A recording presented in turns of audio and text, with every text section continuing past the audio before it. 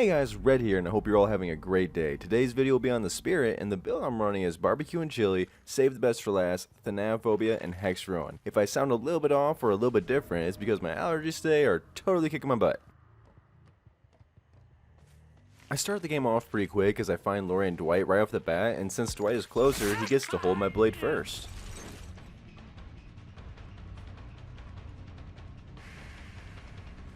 When playing the Spirit, I like to mind game a lot, which is simple with Nurse as I can just stay still, and it's very hard for survivors to tell when I'm using my power. When I do this, I'm watching on how they react and trying to save the information for later chases.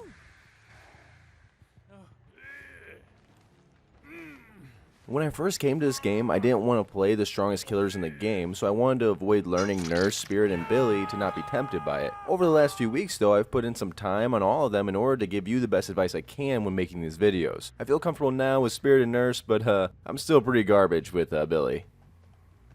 When pressuring gens with my power as Spirit, I like to come out of my power if I hear them leave just a little sooner, that way I can get better information. I'm faking a chase in order to get the pallet throw. I can tell the Ace is heading for the vault and can use my power to get around there. Since he's not running Iron Will, I'm also able to pinpoint exactly where he is. By the way, if you're picking up Spirit, turn that volume all the way up.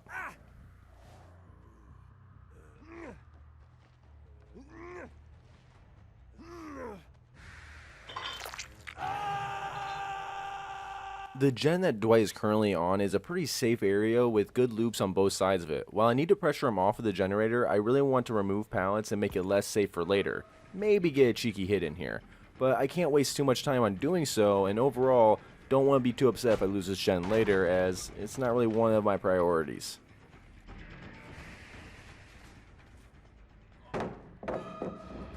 Since I've removed 2 pallets pretty quickly, I decide to phase back to the hook and see if I can snag anyone going for the save.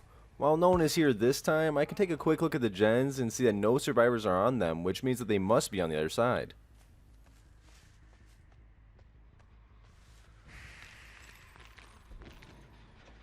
You can always tell what players are uncomfortable going against Spirit, as this happens quite often. They kind of just go into a potato mode for a moment as they look for you. And if you're in a tough game, make sure to identify these players. They'll be easier to hunt them down later, and typically they get more frustrated and give up compared to the others. While chasing, I hear the gen to my left is almost completed, and while I don't care about it getting finished, I still want to stop it if possible.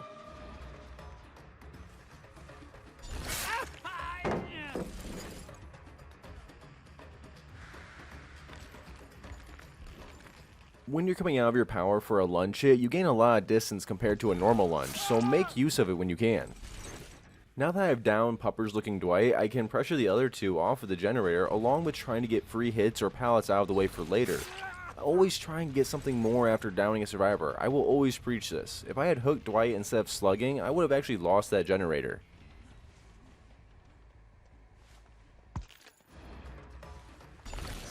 So with 1 down, I now have all injured, and the middle gen is regressing thanks to Ruin. The survivors have 2 options now. They can stay injured and try and complete the gens, or they can reset and heal. I run Thanatophobia to encourage healing, as healing can waste a good amount of time that would normally be spent on gens. And if everyone stays injured, I get a little bit of extra gen slowdown, and everyone else is a 1-hit down. Spirit herself also enforces healing because of how much she relies on hearing, and a survivor groaning in pain is so much easier to track. This is why the survivor perk Iron Will is such a great counter to Spirit. When at a pallet and going for the mind game, be patient and study what the survivor is doing. Very few survivors can read a Spirit's mind game effectively. A lot of survivors will actually walk themselves away from a loop, trying not to make tracks, while you're just watching them the whole time doing so. Just make sure not to move your camera around during this time so they can't easily tell what you're doing.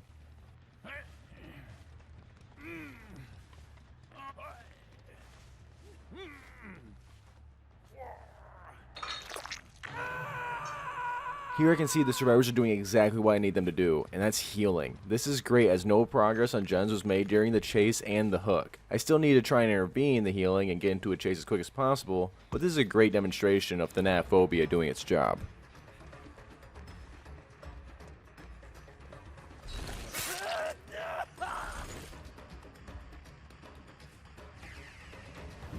This right here is a bit of a mystery, as I thought Ace was going to try and mind game since he had looked back. but he chose just to run away instead. Sometimes it's better not to mind game and just go straight to Survivor with Phase Walk.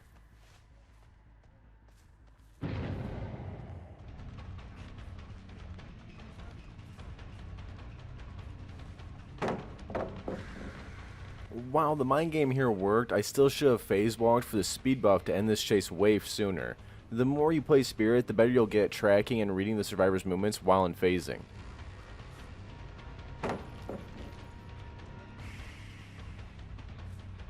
When entering phasing, you'll leave a husk looking in whatever direction you were looking at the time. It can be used for all sorts of mind games as well, such as looking towards one survivor but chasing another.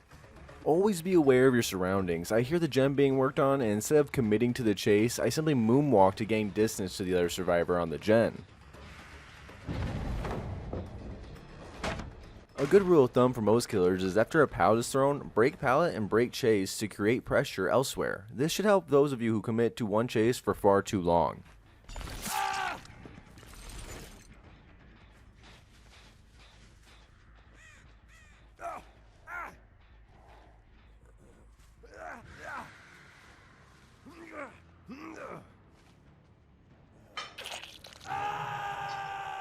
I always like to look at how the gens are spread as the game goes on. While I am going to try and pressure them off of this gen, it's not a priority, and in a game with great survivors, I may even let it go completely to guarantee that I have a 3 or 4 gen strat for later.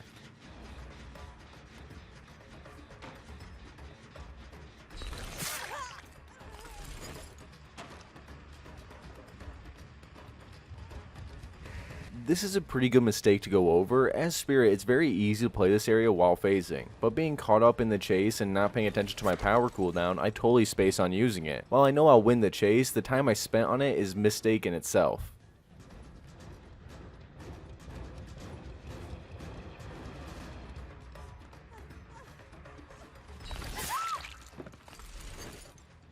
Overall, from start to finish, this chase took about 40 to 45 seconds, which is a lot of time for survivors to get work done on gens. Survivors like to take the same routes when running off of a generator. Make sure to make a mental note of it so you can path better to cut them off. Tracks can be very misleading, especially when there's tall grass around. Don't waste too much time trying to retrace tracks and look to pressure somewhere else instead. Because of the earlier mistake, I immediately go into phase walk instead of mind gaming here, and same as last time, Ace runs off and we're able to end the chase quickly. This is why reading survivor movements and habits is super important as Spirit. Also, mixing it up keeps survivors guessing on your mind games.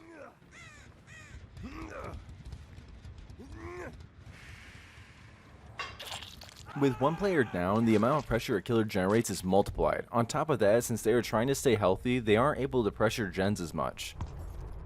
And then poor Dwight here has completely given up.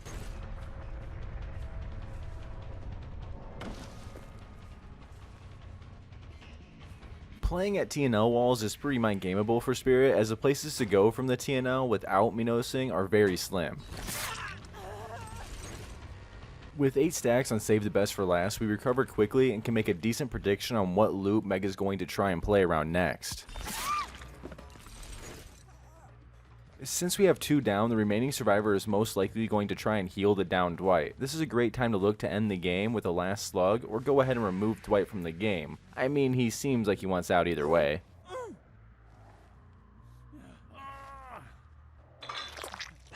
Now I can focus my attention on the last survivor, which has seemed to be the best out of this whole group. I won't lie, I didn't see him chilling there, though this is pretty much a waste on a great pallet.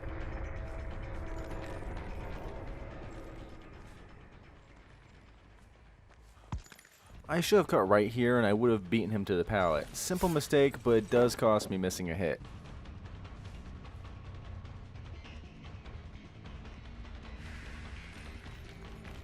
When phasing, always make sure to listen for footsteps, as they can be a great way of detecting the direction a survivor is running.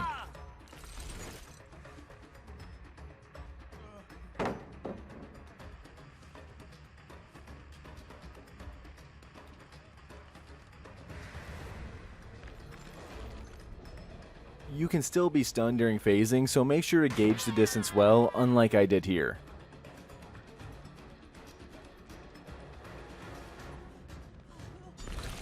Make sure to miss at least one hit to assert dominance. Remember, that's the only reason you ever miss a hit. Doubling back against Spirit can be a great maneuver, as sometimes the sounds of a survivor in pain can be very misleading.